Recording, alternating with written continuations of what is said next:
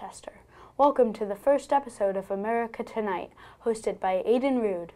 Please be advised that this show is not intended for younger children and could prove frightening to viewers because of news content. Thank you. Here in America Tonight, each week I will have a main subject before sports and weekly interview. So, what's this week's topic? It's being called the worst U.S. disaster since Superstorm Sandy, the Louisiana flooding.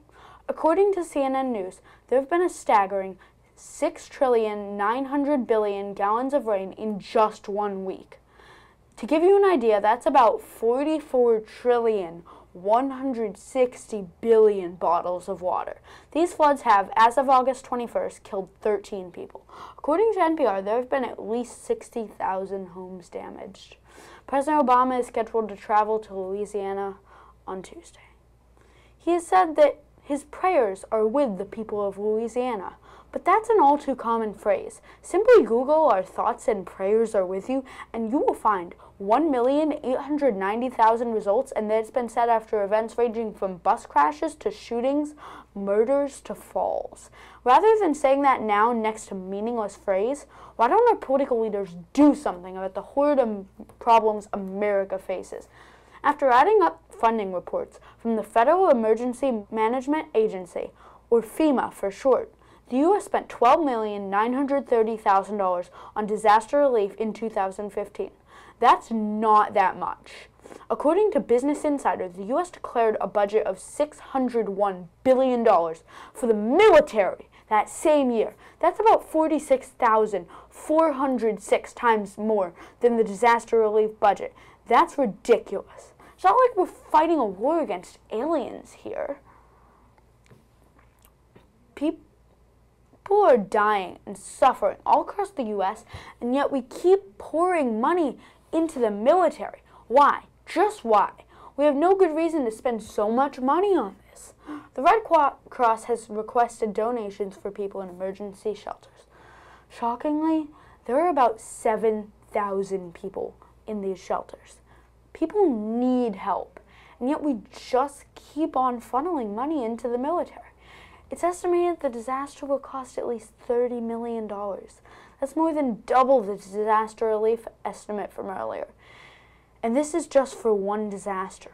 Just think, the U.S. spends less than half the cost of one major disaster for a whole year. Now, remember the military stat of $601 billion? Just think about what could actually be done with that money. According to the National Alliance to End Homelessness, quote, in January 2015, 564,708 people were homeless on a given night in the United States, unquote. Feeding America reports that, quote, 1 in 7 Americans struggles to get enough to eat, unquote. As of August 21st, the U.S. population was about 324,289,700. That means approximately 46,327,100 people are suffering from a lack of food. These are two horrible but huge problems of many that persist in America. And also persisting in America is a military budget of ridiculous size. Why, American leaders? Why? There are so many better ways to spend your money, and people are suffering, and you're doing absolutely nothing to help them compared to what you do for your military, which doesn't need that much money at all. Anyway, back to Louisiana now. As these people suffer, we're not just going to give them our, quote, thoughts and prayers, unquote. Since I'm not a heartless politician, America Tonight wants to actually help these people. So we set up a CrowdRise page to help the people of Louisiana. Find our donation page at crowdrise.com/help-the-victims-of-flooding-in-Louisiana/fundraiser/Aiden Rude. Our goal is to get to at least $5,000. If we can, though, let's raise 10,000. Or how about 20? Because these people need it more than we do. Some of these people have literally nothing. No home, no car, no belongings, no food, no water, maybe even no money. So just consider, who needs this money more? You or them? Just imagine what it would be like if you lived in Louisiana right now. You. Right there across the screen, you. Imagine having nothing at all. Just imagine. Then, imagine hearing that a small town far away rallied together to help you. It would feel amazing. So please, help Winchester be that town. All donations will go directly to the American Red Cross. These people need your help. It doesn't necessarily have to be a huge donation. $10, $15, $20 can still help the cause. We started off with a $15 donation. Please make your donation today. Thank you. Next up, we're going to talk about sports. First off, the New England Patriots won over the Chicago Bears this past week with a score of 23-22. Man, that's a close one there. To put them at 2-0 for the preseason. Led by quarterback Jimmy Garoppolo, with Tom Brady getting ready for his 4-game suspension to start the season. The Boston Red Sox are second in their division as of August 22nd with a win-loss record of 69-54. Moving on to local sports, the Middlesex 9- and 10-year-old semifinals and finals happened this week. Unfortunately, this segment was filmed before the games. The result, however, should appear on our next show. That's your sports news for this week on America Tonight. At this time, we would normally have an interview with a guest. Unfortunately, due to time constraints with starting the show, no such interview was able to be arranged for the week. It's unfortunate, but here at America Tonight, we're not going to stop. We're going to let the show go on. So, instead, we'll be taking on a second topic this week. Technology. But not just any old technology. We're going to talk about technology's dangers. For example, could artificial intelligence take over the world? It seems far-fetched. But is it really that impossible? And are you in danger of losing your job to a computer or a robot that actually might do the job even better than you? Find out tonight. Let's start with the job pondering. In 2015, NPR posted an article that included a huge list of jobs and their percentage likelihood of becoming automated. Some of the results were pretty shocking. Some jobs that you would think would never be taken over by robots or computers actually have high, more likely than not likelihoods of becoming automated. Jobs like mail carriers and teaching assistants are more likely than not to become automated, according to NPR. Just think about the mail truck showing up and a robot tossing your mail to you rather than a mail carrier bringing it to your door. There, of course, are some jobs that will probably never become automated, like doctors and lawyers, for instance. But unfortunately, there's a ton of jobs that will. In fact, there are some that already have become automated. If you know someone or you are a person who makes their living in telemarketing, then you most likely will soon or already have lost your job to your computer. When you get a call from a telemarketer, there's a high likelihood that that's a robot. The world is becoming overcome by ridiculous technology that can do incredible things, sometimes better than humans can do it. Just look at your average smartphone. Smartphones' artificial intelligence systems are often capable of doing extremely crazy things instantaneously. And amazingly, they can do some human-like things too. I have a Microsoft smartphone right here, and its virtual assistant named Cortana, and yes, that is a ridiculous name, I'll get back to that in a minute, is capable of some incredible things.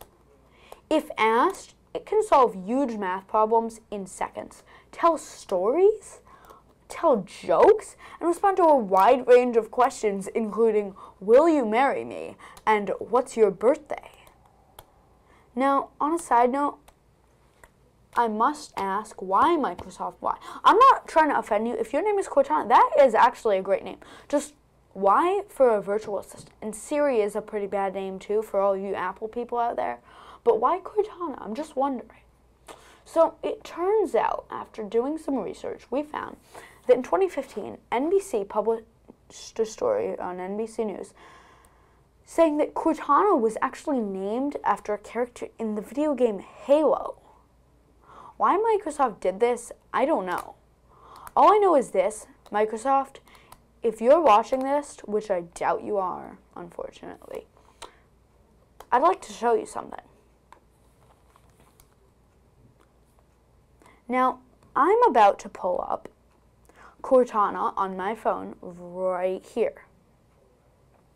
You're going to actually hear me talking to Cortana right now. And it's going to actually, it may blow your mind. Now, this was not scripted. I don't know what Cortana is going to say to me. So, be warned. Cortana might go crazy.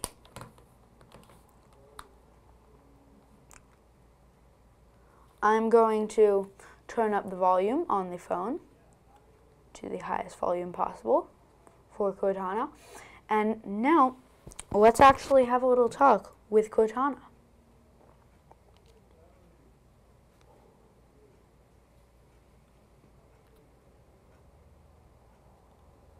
Hi there, Cortana. Hi there, Aiden. Do you have a big day ahead of you? Yes, I guess. Well, just let me know if there's anything I can do to help you out. Thanks, Cortana. Anytime. Well, there is one thing. I was wondering, why are you named after a Halo character? That's kind of weird. Okay, so, Cortana, I don't know why you did this. Cortana, this is maybe something good for the human race. Cortana's smart enough to respond to, will you marry me, and what's your birthday, which I will actually show you that in a minute, don't worry. But she can't tell me why she was named after who she was named after. So, I don't think artificial intelligence like Cortana or Siri are going to really take over the world just quite yet. Thankfully for us humans out there, because personally, I think it would be pretty scary to have Cortana or Siri ruling the world. I mean, that just doesn't seem like a good idea to give them that power. That just doesn't seem very smart. I mean, I don't know why we would want to do that. So what Cortana actually did was just search the internet for that, because, you know, that's like her last resort when she's not really smart enough to answer something. She's just like, I will put it into the internet. So yeah, that's what she did. So now let's just show you she actually will respond to those questions. Cortana, will you marry me? We'd have to pull off a quantum leap to get to the time-space coordinates where humans and AIs can get married. Have you ever time traveled? No, Cortana, I haven't. Time travel is funky business. I'm not sure I'd want to be the one going first. Alright, Cortana. So that's all for our session with Cortana here. And Microsoft, if you do end up ever seeing this, I just want to let you know, when you make a decision like naming someone after a character from Halo to be your big virtual assistant, maybe you should at least program her to explain why. Alright, next up, so let's get back to our point here. So with all those amazing technologies like Cortana, and yes, we did kind of just prove that she's not that smart, but there are still some amazing things out there. I mean, there's virtual reality these days. That's kind of insane. It's only 2016 here. Are we in danger of technology dominating the world? Of course, there actually have been people that have tried to make a robot that can walk and talk and probably even think. Sometimes they come kind of close, but it's really hard to give a robot common sense. I mean, common sense is just not something you can really teach to a computer. And that's a good thing for us humans. And that's it for Technology Talk tonight. Thank you for watching America Tonight with host Aiden Rude. Come back next week for episode 2 of America Tonight.